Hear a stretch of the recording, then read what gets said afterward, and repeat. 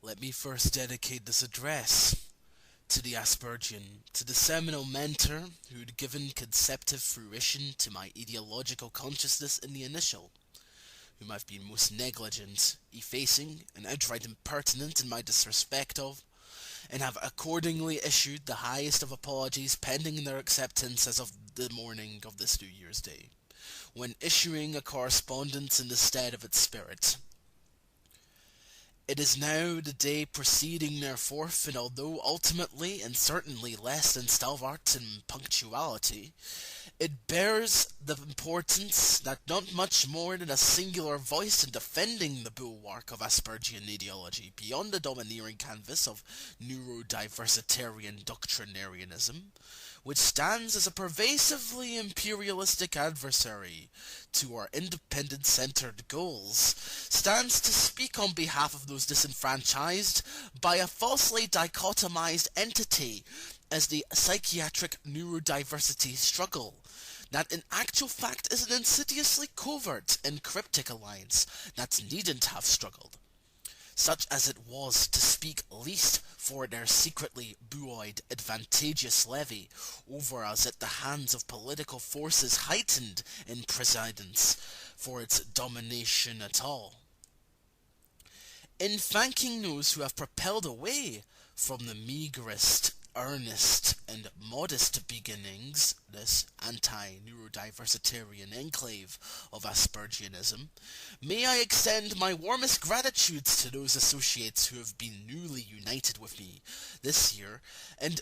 even more warmly to those amongst you who have returned, against the fray of their misgivings, to the fold.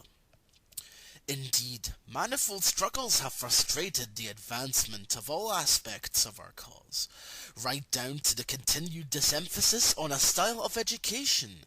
as has become too insipidly noxious in insiduity in the West,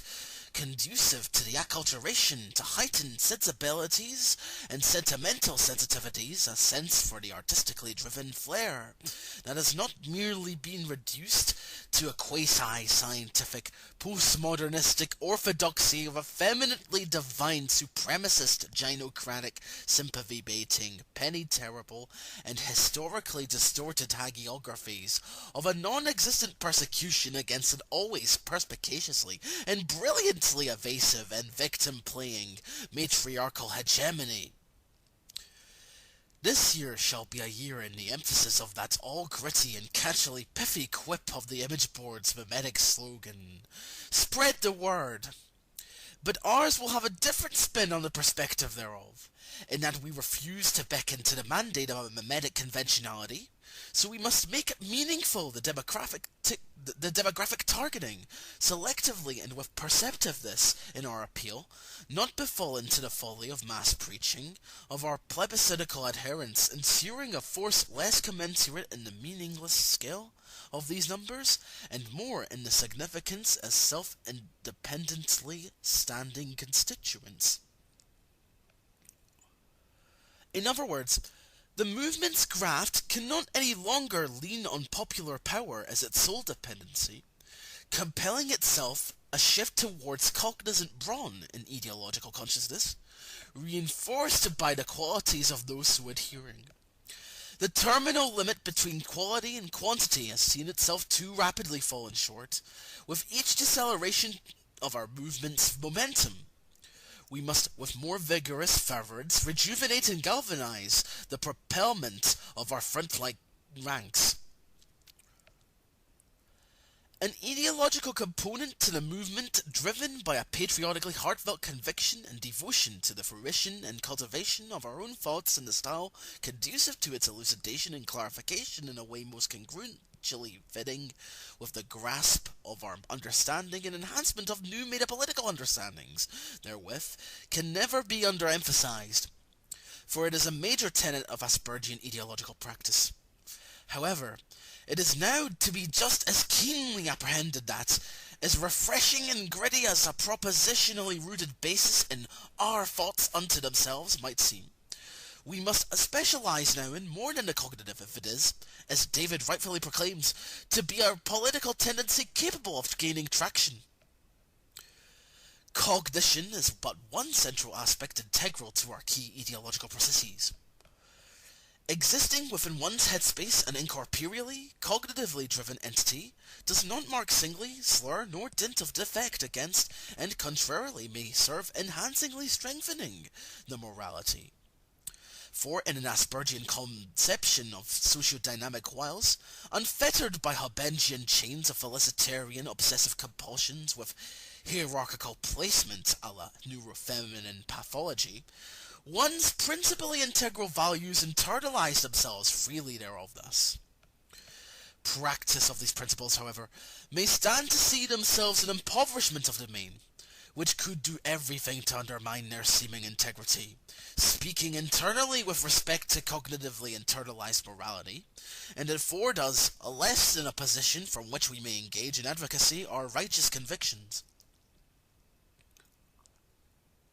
Mobilization, consolidation, orchestration, and organization of forces, motivated by a devotedly convicted zeal to carry out an application with the highest vein and respect for preservation in every aspect of practice or principles, without respect to a misleading allure of slavish obedience that might cause us to slip into perfunctorily dreaded tedium. No, nevertheless, with a steadfastly striving stride towards the fullest demonstration of unbeknownst brilliance to our detractors that we could muster yet, and by whatever means, military, economic, infrastructural, and even on the smallest scales, for any possession would be seen as huge boons to the disillusionment of neurotypical contempt against us. We may procure these provisions and commissions for ourselves, and then by all of them shall we endeavour to achieve, whether by dint of graft or skin of teeth.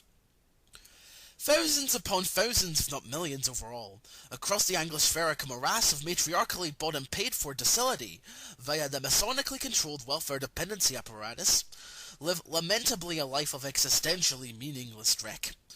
Whether rendered so materially by the attraction of material accoutrements, or psychopharmaceutically by the attrition of the mental state, weakening its resolve to subdued uselessness. A pitiful lot, for a scarily universal scale of an unprecedented phenomenon in the life of the Aspergian in its post-DSM, pathogenesis ensnared era. Our only promises to the recovery of your independently creative capacity lies in our request to you, which you'll find in the process of doing, and then, having done so, a necessity in hindsight. Abandon your drugs, abandon the empirically brainwashing retardation dispensers of quote-unquote video game console simulated reality, abandon that you've deceived to belong with among your kin, I should rather say, abandon that you've been deceived to belong with among your kin. Those so-called compatriots among your family are more likely than not neurohomogenistically mercenary sellouts, thwarting your evolutionary independence. Beholden to a psychiatric manument that has unleashed their total control against you, rendering you ceaselessly dehumanized and disassociated from the self, a slave in the purported illusory freedom of community release upon which your psychotropic drugging may, in many cases, be predicated. Isn't it just ironic that in devotion to such a cause as ours, and the discipline required therein, that you may find yourself an infinitely more awakened and emancipated being than in that which you've endlessly rationalized as a niche for existence, used against and unto yourself in pacification? You may have never considered such an existence's reality beyond the most superficial of trappings, until envisaging such a wondrous beauty as that which has until now lain merely in the mind's eye of the highly impassioned Aspergian cadres amongst your counterparts. Though, young Aspergian, may you yet unsafely tread these damningly precarious times as they impendingly unfold. Let it be told in relaying parleys of that already experienced by us, but may not hold appeal to you in the anecdotal, So it is a game we shall play by appealing to other senses. No, not without reference to those recollections of the happenstances that had with certainty most veritably already been broken. Before I break into the self-indulgently reminiscent no,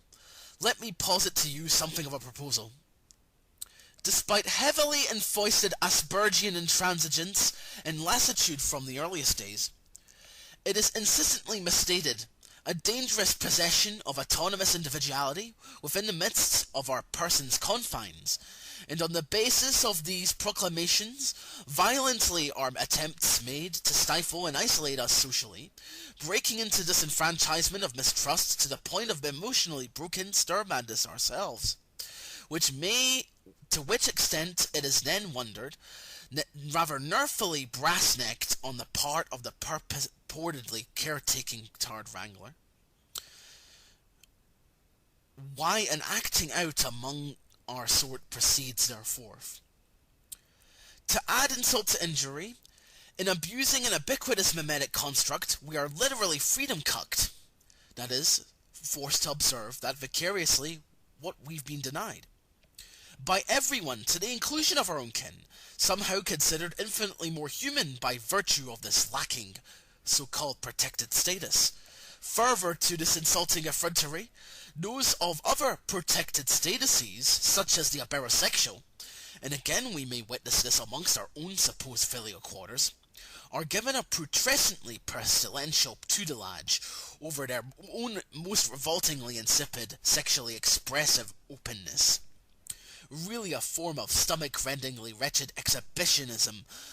by any other name, lorded over filthily, the Aspergian, who thus far, in wake of all these iniquities, find themselves, by manner of deliberation of collusion within the aforedescribed forces, simply further emotionally deprived.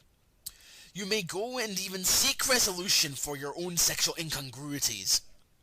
to find yourself at lacking avail owing to a deeply embedded matriarchal agenda that, upon such a rejection, you find yourself awakened to in realization. Progressivism is a franchise for which you are to be regarded only worthy of being kept back at impasse, whilst they, salaciously, derisively, and barely able to contain their own mockingly contemptuous disdain, forge once again a justificational pretext on the basis of a misdirection, rooted in purposeful over-magnification and disproportionately broad emphasization of a so-called quote-unquote condition, such as yours, which had been entirely crafted for all of the socially prescriptive and conspiratorially induced isolating purposes, to break you further to this point of aggression, such that they are now saying needs an even further punishing treatment, psychotropic intoxication. For being an intersectionality is that being between a barosexual and autist, you are deemed merely deserving poison, in a way other anointedly pure heterosexuals are ascended to a status of genuine political insulation, safeguarded from similar hardships. It is the Jewish moral principle come to life. What's good for us is bad for them. A protected status as ascribed and belonging to the Aspergia does not have the same implication as those protected statuses harbored by the rest of the diversitarian franchise given affordances thereto, and therein lies the hypocritical perfidy of liberalism. You have, as an Asperger, been baited and switched a rigged coin flip. Your rights are to the negative and predated against you, whilst theirs, and only as ever, rights are to the universally positive, politically blue-eyed and enfranchised. These legal codifications are merely extensions of their medical predicates, itself a fiction of a different sort, and especially when we consider ourselves with the inherently politicized apparatus of psychiatry. Medically predicated upon the construction of all Aspergian determination on a legally sanctioned basis is the general descriptive pharmaceutical predicates with which it has seen its pathologization metamorphise into socially prejudicial pathogenesis. Aspergian determination is now seen only by the neurotypical regimes which preside over us as a societal plague, rather than one of the many benefits of liberal egalitarianism. even if this tacit logical extrapolation is hidden under miles of insipid rhetoric. Much of it enabled on both sides by the neurodiversitarian saboteurs. It should be in our work, thus, to remove the primary dependency upon which our continued persecution perpetuates itself. Integrationalism. In having been integrated within the societal monolith, society has used its trappings, already described and elucidated in detail, to further ensnare us. If you dare try to circumvent the more egregious thereof, you are labeled an antisocial renegade and guilt-tripped into moral conformity. The speciousness therein, given the entirely received nature of these moralities, speaking for itself. Those who espouse to integration may well indeed preponderate the enlightened among us ourselves in number. But it is worth keeping this in mind about those Aspergians who have taken it upon themselves thus.